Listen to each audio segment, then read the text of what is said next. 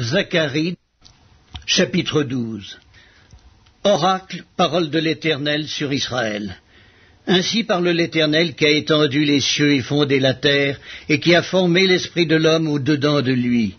Voici, je ferai de Jérusalem une coupe d'étourdissement pour tous les peuples d'alentour, et aussi pour Juda, dans le siège de Jérusalem.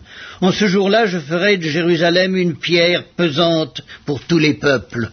Tous ceux qui la soulèveront seront meurtris, et toutes les nations de la terre s'assembleront contre elle. En ce jour-là, dit l'Éternel, je frapperai d'étourdissement tous les chevaux, et de délire ceux qui les monteront. Mais j'aurai les yeux ouverts sur la maison de Juda, quand je frapperai d'aveuglement tous les chevaux des peuples. Les chefs de Juda diront en leur cœur, les habitants de Jérusalem sont notre force, par l'Éternel des armées, leur Dieu. En ce jour-là, je ferai des chefs de Juda comme un foyer ardent parmi du bois, comme une torche enflammée parmi des gerbes.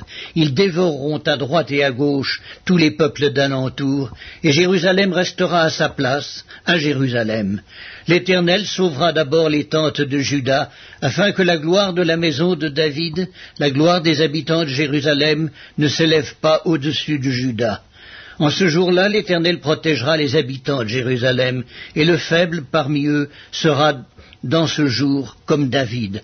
La maison de David sera comme Dieu, comme l'ange de l'Éternel devant eux. En ce jour-là, je m'efforcerai de détruire toutes les nations qui viendront contre Jérusalem. Alors je répandrai sur la maison de David et sur les habitants de Jérusalem un esprit de grâce et de supplication, et ils tourneront les regards vers moi, celui qu'ils ont percé. Ils pleureront sur lui comme on pleure sur un fils unique. Ils pleureront amèrement sur lui comme on pleure sur un premier-né. En ce jour-là, le deuil sera grand à Jérusalem, comme le deuil d'Adad-Rimon dans la vallée de Méguidon.